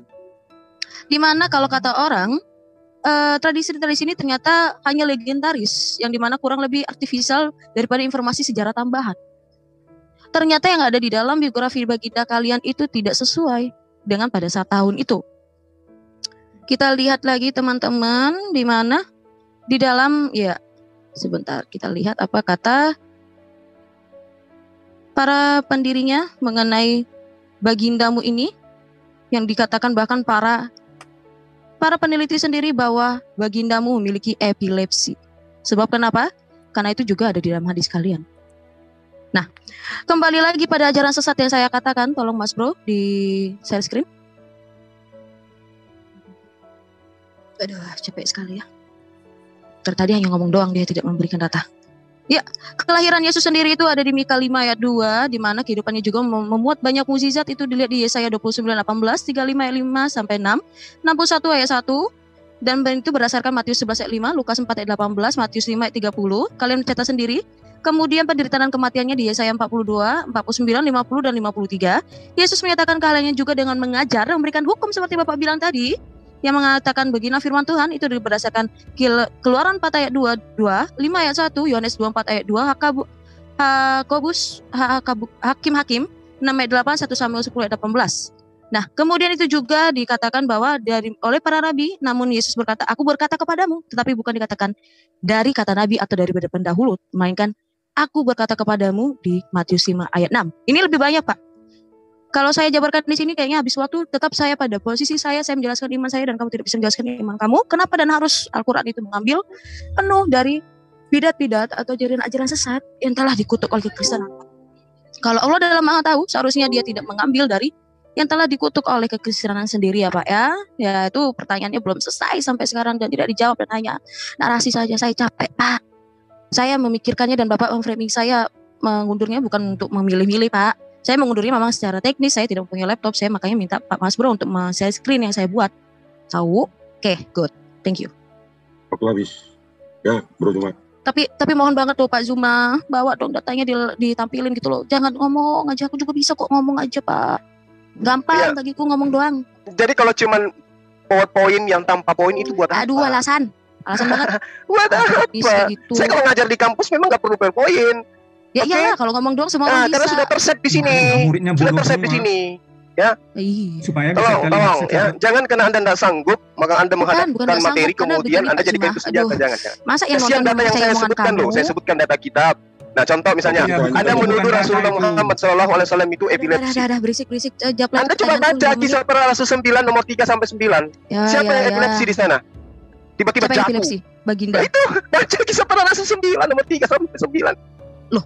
Oke, biar pelajarin gitu loh. 2 Korintus 12. Kali sih putarannya dari tadi aku malas banget loh, Tok. Tunjukkanlah. Galatia 4. Tunjukkan. Jadi supaya jangan comot-comot ayat gitu maksud saya. Memang tadi saudara kalian itu enggak comot-comot ayat kamu. Yang tadi itu enggak comot-comot ayat gitu. Hah? Loh, pemahaman kalian kan pakai ayat itu, Pak. Gimana sih lo? Lah, gimana ceritanya saya membacakan ayat bahkan original teksnya wa qulil haqqu min rabbikum faman syaa'a falyu'min. Sekarang gue pertanyakan, ayat yang gue bawa tadi sesuai nggak dengan imanmu? Bahwa kalian mengatakan bahwa kami mengimani Maria adalah Allah. Iya, kalian kan mengimani anaknya itu adalah Allah. Adinda, sadari ayam ketika bertelur menetas isinya ayam, kambing ketika beranak anaknya kambing, sapi ketika beranak anaknya sapi. Tuhan ketika dia dilahirkan berarti yang melahirkan adalah Pak Zuma, sebentar. Saya membawa apa yang kamu imani, bukan saya bawa tidak kamu imani loh Pak Zuma. Ayo dong, apple to apple katanya Ustadz terkemuka. Masa sih menjelaskan iman kekristenan aja nggak sesuai Pak? Apaan sih? Mana sih Pak? Saya aja bawa dari iman kamu. Makanya saya tanya, menurut kamu, bentar Pak. Menurut kamu tadi ayat yang saya katakan bahwa kalian mengatakan kami mengimani Bunda Maria adalah Allah, benar gak? Kamu bilang benar. Berarti saya menjelaskan apa dari iman kamu benar. Lah, gimana sih Pak Zuma? Tuh, oke, lari kepada kesimpulan aja ya mungkin Bang Zuma dan Nina. Iya, saya capek ngobrol doang. Nah, ini giliran saya 5 menit gimana, Cok? Ya, silakan Bang Zuma. Sekarang Bang Zuma 5 menit. Anda undang saya tidak mute ya, bukan saya. Sekarang saya minta tolong, mohon Bang Zuma, mohon memberikan tanggapan 5 menit. Nah, setelah itu mohon kita lakukan closing statement. Biarin aja dulu dia jawab 5 menit itu. Pertanyaan saya dari tadi dia belum jawab sama sekali. Iya, betul. Ini untuk Bang Zuma 5 menit adalah menjawab terlebih dahulu. Nah, setelah itu kita selesai momen untuk closing statement. Oke? Dan apakah Anda sadar saya belum pernah bertanya sekalipun loh. Dari tadi Anda sesi pertama bertanya. Kamu tuh udah banyak bertanya dengan poin-poin sebenarnya Pak. Saya tuh karena saya tahu ada keterbatasan di pihak Anda, jadi saya nggak bertanya. Tadi Anda mengatakan Jibril itu nanti dikenal di Islam di abad pertama. Ini data yang saya kasih. Daniel 8 nomor 16, Daniel 9 nomor 21, Lukas 1 nomor 19, Lukas 1 nomor 26. Malaikat Jibril. Oke? Orang pintar itu gitu. Nggak perlu PowerPoint, tapi tidak ada poinnya. Tinggal disebutkan aja datanya gitu loh, ya. Terus kemudian ketika Anda mengatakan bahwa Al-Qur'anul Karim keliru mengatakan kami itu menuhankan Maria. Dikatakan laqad kafara alladziina qalu innallaha tsalitsu tsalatsa. Lalu kemudian di dalam surah Ali Imran, wa idz qala Allahu ya Isa bin Maryam a anta qulta linnas, kepada manusia, tidak dikatakan kepada sekte ini. Apakah engkau pernah mengajarkan kepada manusia, sembahlah aku, jadikanlah aku dan juga ibuku sebagai Tuhan selain daripada Allah? Yes, memang hari ini Anda tidak menyembah Maria, memang, tapi dulu dulu orang-orang yang lebih dahulu menganut ajaran Anda itu menyembah Maria. Nanti setelah konsili, posisi Maria diganti oleh Roh Kudus. Anda ini umur Anda baru berapa tahun, tapi Kristen-Kristen terdahulu menjadikan Bunda Maria itu sebagai ibu Tuhan. Itu di konsili Efesus. Maria itu adalah Tuhan. Nanti konsili Konstantinopel tahun 722 Masehi, gereja menggeser, mengganti, menolak Bunda Maria dalam sistem Trinitas, membuang Bunda Maria, lalu diganti oleh Roh Kudus. Apa kurang datanya? Tahunnya sudah kutunjukkan, tinggal Anda cari. Anda kan manusia Google semuanya. Tinggal cari itu. Jadi dulu pada saat konsili Efesus, Maria itu adalah ibu Tuhan. Dan sekarang Yesus. Anda mengimani 100% Tuhan, 100% ilahi. Yang melahirkan Tuhan Anda menjadi manusia siapa? Wanita. Siapa namanya? Maria. Berarti kalau Maria punya anak, anaknya itu punya sisi keilahian, berarti dia ibunya yang ilahi juga. Berarti Yakobus adik daripada Tuhan Anda. Berarti Zakaria itu paman dari Tuhan Anda. Berarti Yahya sepupu sekali dari Tuhan Anda. Berarti Elizabeth bibi daripada Tuhan Anda. Tuhan kok punya silsilah kayak begitu berkembang biak. Ini bidat. Ya, jadi meskipun Anda mengatakan kami tidak menyembah Maria, tapi anaknya gimana? Anaknya gimana? Hah? Kalian tidak menganggap seekor ibu kuda sebagai kuda, tapi anak kuda tadi Anda anggap kuda. Meskipun Anda tolak, tapi faktanya dia adalah kuda. Ini lucu. Anda tidak menganggap Maria itu sebagai ibu Tuhan, tetapi anaknya Anda anggap Tuhan. Ini yang rusak nih, yang di atas, yang paling atas, yang tumbuh rambut itu yang rusak. Anaknya dituhankan. Anak ayam dibilang ayam, tapi ibunya nggak dikatakan ayam. Anak sapi dibilang sapi, tapi ibunya nggak ditolak sebagai bukan sapi. Itu sakit namanya. Itu rada berarti Anda. Ya mohon maaf, harus saya luruskan seperti itu. Karena Anda membawa Al-Quran. Padahal tema yang Anda pilih adalah siapa yang bidat menurut ajaran Yesus. Kok larinya ke Al-Quran, larinya ke Islam? Lucu Anda. Sementara Yesus itu hanya datang kepada Bani Israel. Yang bidat itu yang di luar Bani Israel, ngaku-ngaku Israel rohani. Itu yang bidat. Karena ajarannya sudah menyimpang dari ajaran Yesus. Nih, tak kasih data ya, supaya Anda paham. Di dalam Yeremia 9 nomor 11, aku akan membuat Yerusalem menjadi timbunan puing tempat persembunyian serigala-serigala. Dari mana agama Anda berasal? Siapa yang ngajari? Dari Yerusalem. Lalu kemudian Kejadian 49 nomor 27 tadi saya sudah jelaskan ya. 2 Petrus 2, sebagaimana nabi-nabi palsu dahulu tampil di tengah-tengah umat Allah, demikian pula di antara kamu akan ada guru-guru palsu. Mereka akan memasukkan pengajaran-pengajaran sesat yang membinasakan. Itu di mana? Di tengah-tengah kamu. Siapa kamu di situ? Bani Israel. Wahyu 3 nomor 9, lihatlah beberapa orang cepat iblis, yaitu mereka yang menyebut diri mereka orang Yahudi, tetapi sebenarnya tidak demikian, melainkan pendusta. Itu siapa tuh yang disebut? Islamkah? Orang Arabkah? Ayo, hati-hati kalau mau berdebat. Kuasai ilmunya dulu.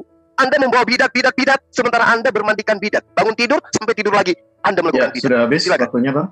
Terima kasih. Oke, ini untuk sesi terakhir adalah sesi sesi kesimpulan. Saya persilahkan Bang Suma, setelah itu Kak Vina. Terima kasih. Berapa menit, Le?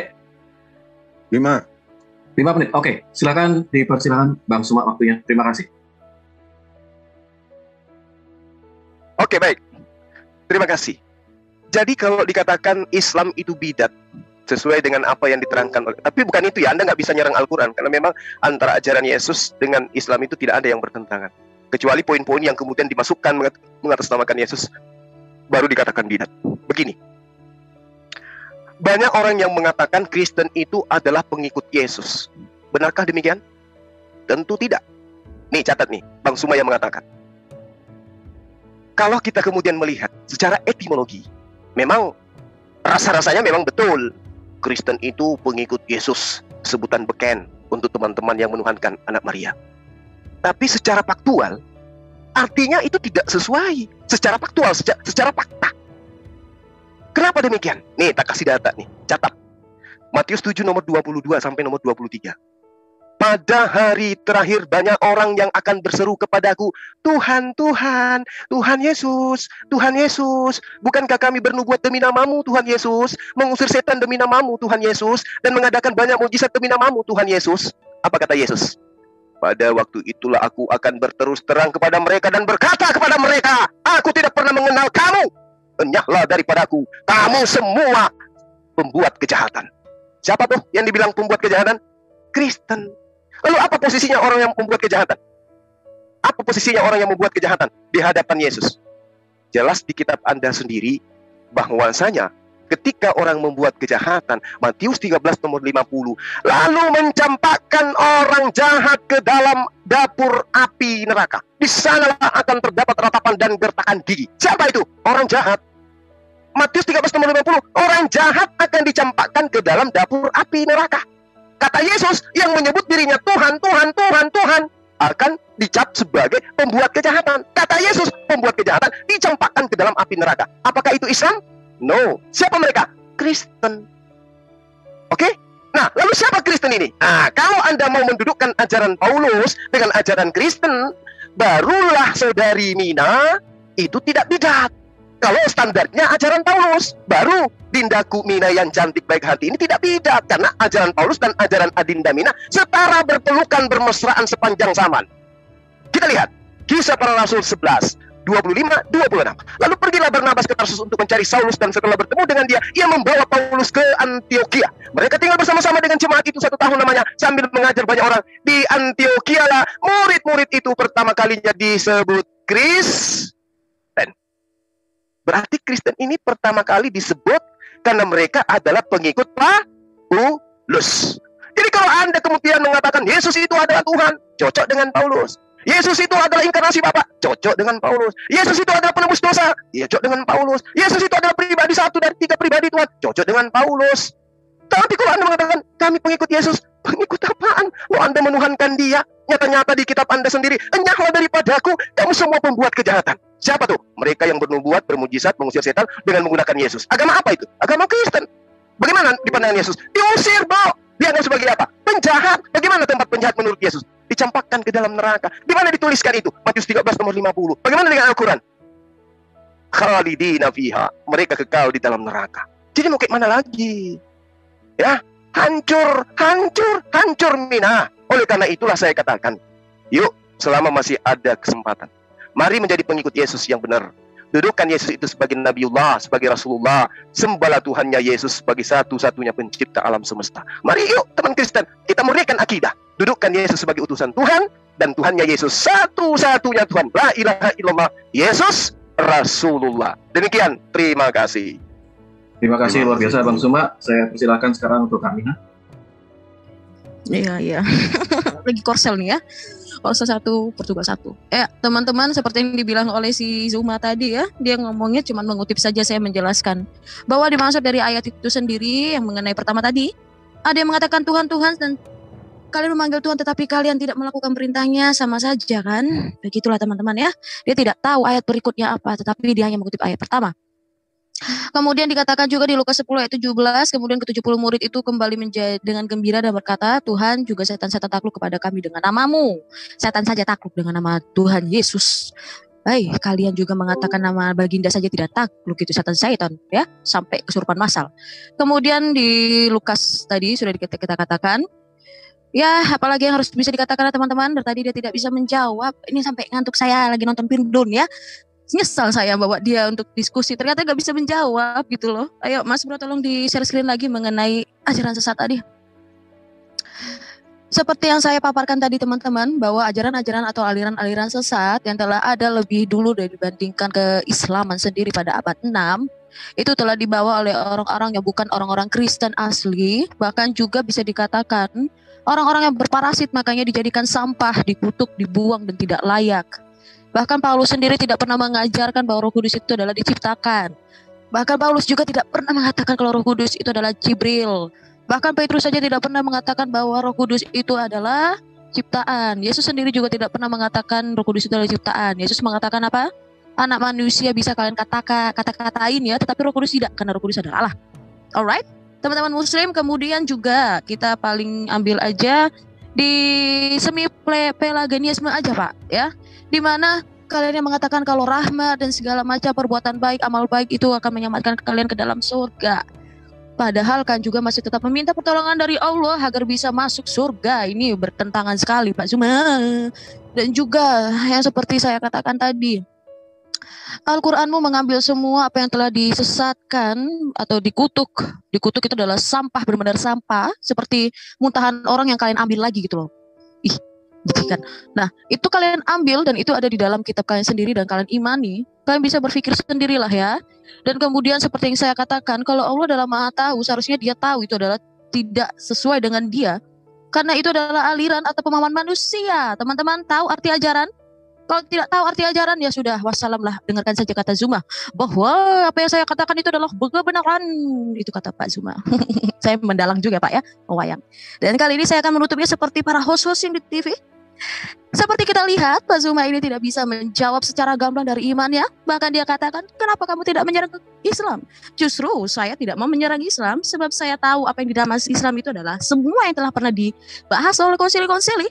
Nah, tidak perlu saya harus mengimani apa yang ada di imannya Bapak. Dan saya tidak perlu juga untuk bernarasi-narasi panjang kali lebar seperti yang Bapak lakukan tanpa mengeluarkan data. Tahun 381 itu bukanlah mengenai konsili untuk mengatakan sang Theotokos sendiri. Seperti saya sudah menjelaskan, Theotokos itu artinya yang apa? Jalan. Ya Pak ya. Yang 381 itu adalah mengenai Makedonius Pak. Yang tadi Roh Kudus. Aduh Bapak ini katanya ustadz terkemuka tapi tidak menunjukkan ustadz terkemukanya. Malah yang adanya bukan muka sih tapi terbelakang gitu loh Pak. Maksudnya belakang dada atau belakang apalah pokoknya di belakang gitu loh Pak. Gitu. Nah, saya juga mau tantang Pak Zuma mengenai sejarah keakuratan tokoh-tokoh yang ada di dalam Alkitab seperti saya nunggu-nunggu dari Pak Kingpin belum jadi nih baru satu sesi. Katanya harus dibuat sampai 8 seri. Mau Pak Zuma? Saya harap ya Pak. Benar-benar kali ini akan mau Bapak melemparkan data bukan hanya narasi doang Pak. Saya juga bisa ini saya juga nggak pakai data kan? Nggak pakai PPT kan? Saya juga bisa ngomong Pak. Begitu. Terima kasih. Salve Dominus Nobiscum teman-teman. Baik, terima kasih teman-teman atas atensinya. Oke, gitu aja ya. Silahkan kalau mau di-close dan lain sebagainya. Yang mau down, monggo. Terima kasih ya atensinya. Semoga teman-teman senantiasa sehat dan selamat. Mohon maaf jika ada kesalahan dari kata-kata. Mari kita sama-sama ya. Disclaimer bahwa ini adalah bagian dari diskusi. Begitu ya teman-teman. Baik, saya juga sendiri akan undur diri. Salam buat Bang Zuma, Kak Mina, dan Ray Kaisar dan teman-teman lain. Mari selamat malam. Malam. Dinda Mina, terima kasih ya. Iya. Oke, mohon maaf. Kakakku yang ganteng. Iya, makasih deh. Zuma, saya harapkan kamu itu bisa mendidik Zuma. Ya. Boleh nggak bisa kamu itu mendidik? Jadi artinya punya dalil, presentasi. Saya itu hanya dengar-dengar gitu, lewat saya orangnya pembaca begitu. Jadi kalau saya ada presentasi di layar, saya baca begitu. Saya nggak biasa Pak, saya dari dulu kalau dialog debat itu nggak ya pernah. Dibiasakan lah Kak, bawa. Iya, karena kami ini bukan hanya dengar itu khotbah gitu. Misalnya misalnya bukti-bukti prasasti atau apa gitu, kita enak gitu. Jadi belajar buku apa yang kita pelajarin kan enak, ada referensinya gitu. Iya. Kita nggak menggunakan Tapi sebenarnya aku berapresiasi sih cara naratornya Bang Zuma ini bagus.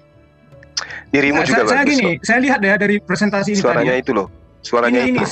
Kenapa biar saya katakan mengapa saya katakan saya belajar. Karena saya belajar dari ibu ini tadi.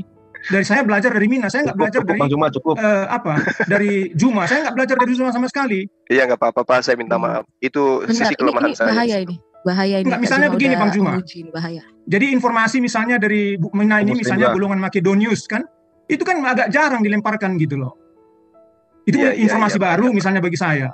Iya, jadi saya nggak belajar di diskusi ini, hanya belajarnya dari Mina begitu. Kalau misalnya saya tadi jadi belajar misalnya dari Zuma tentang Islam, saya kan belajar jadinya kan begitu. Yang tadi saya nggak ngerti, saya ngerti. Kan itu enak. Itu yang saya mau lihat dari suatu debat atau diskusi gitu. Ada beberapa dari teman Islam juga yang biasa juga menggunakan PowerPoint. Mungkin mereka bisa diajak Pak dialog. Kalau saya memang nggak terbiasa, tidak terbiasa terikat dengan ini, dengan tulisan-tulisan. Ya, istirahat. Udah malam. Oke, selamat malam teman-teman. Saya izin pamit ya. Iya, saya juga pamit ya, Bang Kaisar, makasih ya teman-teman semua. Sekali lagi Dinda Mina, makasih, mohon maaf ya. Oke, siap, nanti kita jumpa lagi. Oh ya, mau nggak itu bahas tentang keakuratan sejarah tokoh itu loh? Maksudnya Kak Kingpin masa berkali-kali dia mangkir sih? Kalau saya sekali lagi saya nggak bisa kasih data tertulis gitu loh, saya nggak terbiasa gitu. Iya. Mungkin siapa ya? Mungkin Dinda Kores kali bisa. Dinda Kores bisa tuh dia. Kores pula. Itulah. Jadi masing-masing saya punya kelemahan di situ. Oke, sekira sementara teman-teman. Terima kasih. Bapak tadi katakan kekurangan gitu ya. Ya, Gurunda, terima kasih. Ya, makasih ya semuanya ya.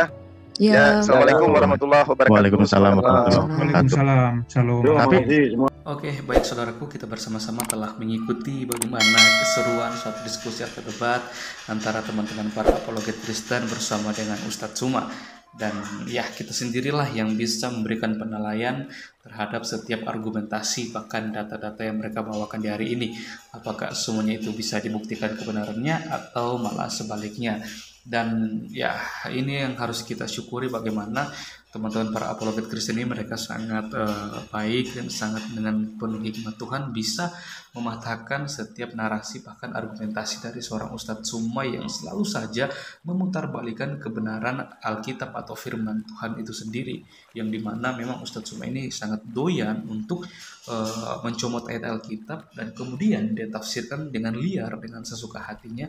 Dia menjadikan hal itu untuk menyerang iman Kristen itu sendiri.